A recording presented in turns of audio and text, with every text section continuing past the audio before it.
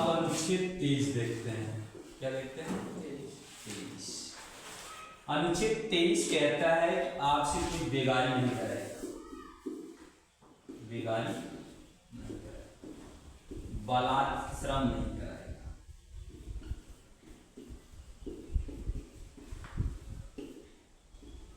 बेगारी का मतलब है कि कोई भी व्यक्ति आपसे काम करवा करके पैसा नहीं दे रहा है तो वो बेगारी है।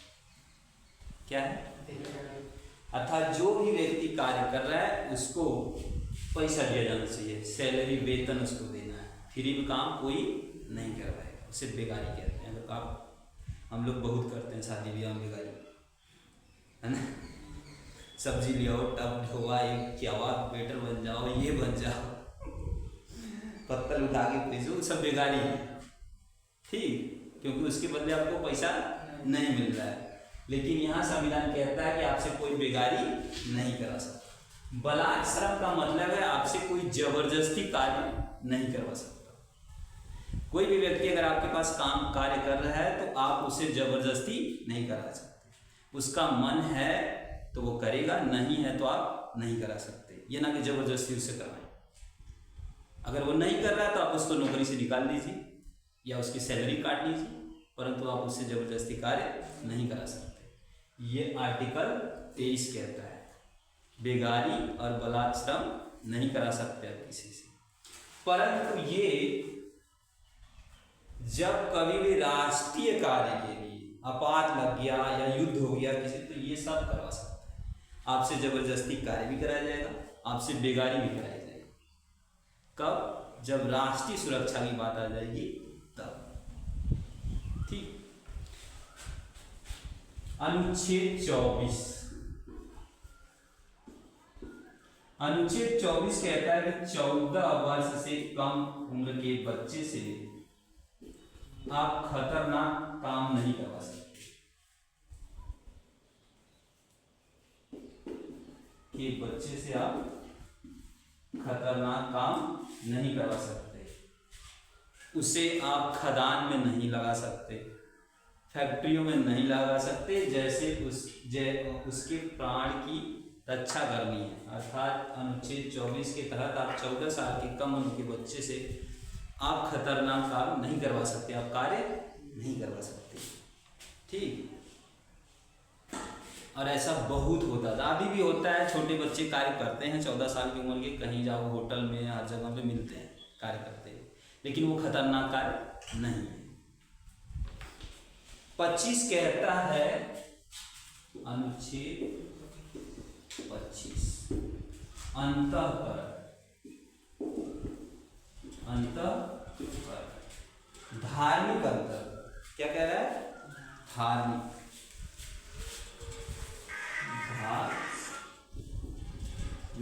अंतःकरण। अंतःकरण और धार्मिक स्वतंत्रता कहने का मतलब है कि आपकी इच्छा, आप कोई भी धर्म अपना सकते हैं, छोड़ सकते हैं, आपको कोई जबरदस्ती नहीं करेगा, ठीक है। जैसे आजकल ईसाई धर्म, बाकी धर्म इधर उधर फैल रहे हैं, वो अनुच्छेद 25 के तहत आप कोई भी धर्म अपना सकते हैं, आपकी इच्छा पे डिपेंड करता है, ठीक। और 26 कहता है सामूहिक धार्मिक कार्य पर। इसी के तहत रोड पे पंडाल लगाया जाता है,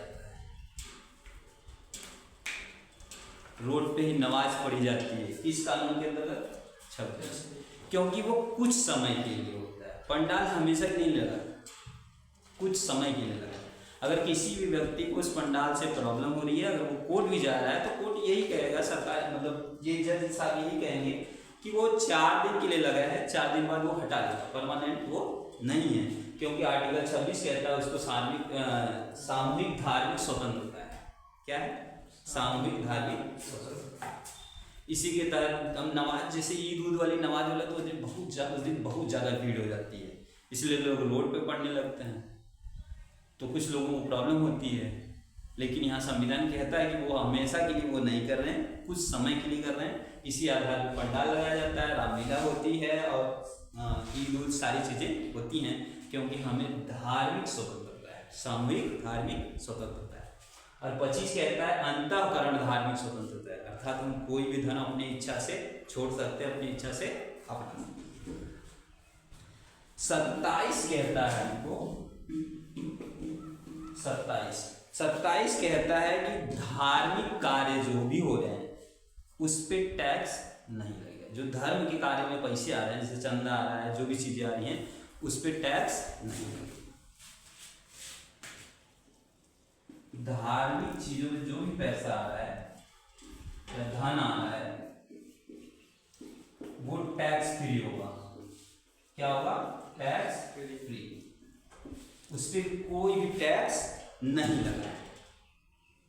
तो मंदिरों में जितना भी चढ़ावा आता है, जो भी चीजें आती है, वो मंदिर का ही है, उस पर सरकार कोई भी टैक्स नहीं लेती है। और 28 कहता है कि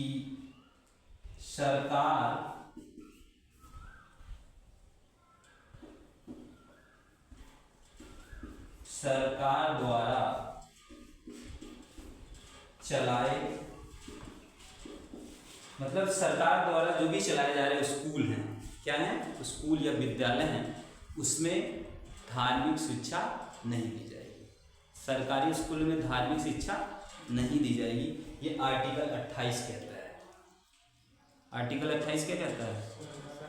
सरकारी स्कूल में धार्मिक शिक्षा नहीं दी जाएगी।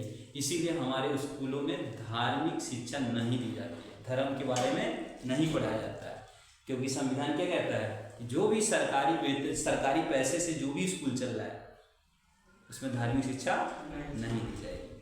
अगर आपको धार्मिक शिक्षा देनी है तो आप अपना स्कूल अलग से खोल लीजिए, उसमें धार्मिक शिक्षा आप दे सकते हैं, इसमें कोई दिक्कत नहीं। आर्टिकल 29 कहता है, आर्टिकल 29 कहता है अल्पसंख्यकों के हितों का रक्षा। अल्पसंख्यकों के हितों का संरक्षण। अल्पसंख्यक मतलब जैसे बौद्ध धर्म वाले हो गए, ईसाई धर्म वाले हो गए और पारसी धर्म वाले हो गए, जो भारत में जिनकी जनसंख्या कम है, तो ऐसे लोगों की भी सरकार सुरक्षा करेगी, क्योंकि उनको धार्मिक स्वतंत्रता है। क्या है? धार्मिक स्वतंत्रता। अल्पसंख्यक कहता है कि अल्पसंख्यकों को क्या करना है? मदद करनी है, उनका संरक्षण करना है, उनके धर्म को बचाना है, उनकी संस्कृति को बचाना है। ये आर्टिकल 29 कहता है। और 30 कहता है कि अल्पसंख्यक अगर अपना विद्यालय खोलना चाहते हैं तो वो खोल सकते हैं। वो अपनी भाषा में पढ़ाना चाहते हैं, अपने धर्म के बारे में बताना चाहते हैं, अपनी भाषा के बारे में बताना चाहते हैं, तो वो अपना एक अलग से विद्यालय खोल सकते हैं, वो कर सकते हैं, और उनको रोका भी नहीं जाएगा। जैसे वो किसी विद्यालय में पढ़ने जा रहे हैं तो उनको रोका नहीं जाएगा अल्पसंख्यक के नाम पर। वो किसी भी विद्यालय में जाके पढ़ सकते हैं, बैठ सकते हैं, उनको पूरी स्वतंत्रता देता है आर्टिकल 30। क्या देता है? पूरी तरह स्वतंत्रता, उसको कोई रोकेगा नहीं, आप रोक लीजिए, उनको पढ़ने नहीं दिया जाएगा, ऐसा कुछ नहीं। अल्पसंख्यक है तो उनकी सुरक्षा की जिम्मेदारी किसकी है? सरकार, यानी संविधान। आर्टिकल 31 में है पैतृक संपत्ति। पैतृक संपत्ति, इसको वही है 19 की तरह, इसको भी 300 के ए में डाल दिया गया, यहाँ से हटा दिया गया। संविधान के 44वें संशोधन के तहत मुरारी जी की जब सरकार थी तो 1978 में इसको हटा के कहाँ डाल दिया गया? 300A। ठीक, फिर से एक बार रिवीजन कर लेते हैं।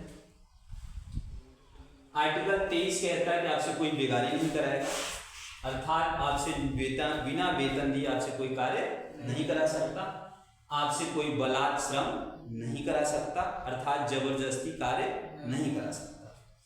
आर्टिकल 24 कहता है कि 14 वर्ष से कम उम्र के बच्चों को आप खतरनाक कामों में नहीं लगाएंगे, खदान जिससे उनकी जान जहाँ उनकी जान का खतरा है, तो आप उनको वहाँ कार्य पे नहीं लगा सकते।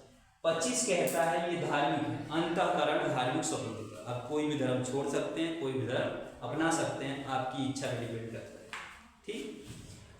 26 कहता है सामूहिक धार्मिक स्वतंत्रता, अर्थात आप जिस धर्म से जुड़े हैं उसका आप पूजा पाठ संगठन जो भी करना चाहते हैं आप कर सकते हैं, पंडाल लगा सकते हैं, रामलीला कर सकते हैं, ईद नमाज सारी चीजें आपको करने का अधिकार दिया जाएगा।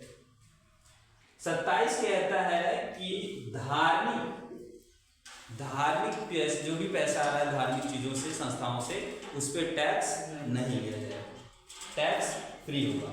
28 कहता है कि सरकार द्वारा जो भी विद्यालय चलाए जा रहे हैं उनमें धार्मिक शिक्षा नहीं दी जाएगी, ठीक।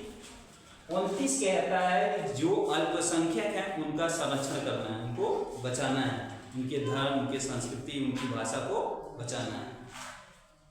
30 कहता है कि अगर वो अपना विद्यालय खोलना चाहते हैं तो अपना विद्यालय खोल सकते हैं, या किसी भी विद्यालय में जाकर के पढ़ेंगे उनको कोई रोकेगा नहीं, ये 30 कहता है। 31 में था पैतृक संपत्ति, यानी आपके माता पिता की जो भी संपत्ति है वो आपको और आपकी बहनों में भी बांटा जाएगा, ठीक है। जैसे आप 4 भाई हैं और एक बहन है तो 5 तरह से हिस्सा लगेगा, ये नहीं कि आप 4 लोगों वाला एक का नहीं लगेगा। तो ये पैतृक संपत्ति फिलहाल इसको 300 के ए में जोड़ दिया गया है, इसमें जोड़ दिया गया है 300, बस।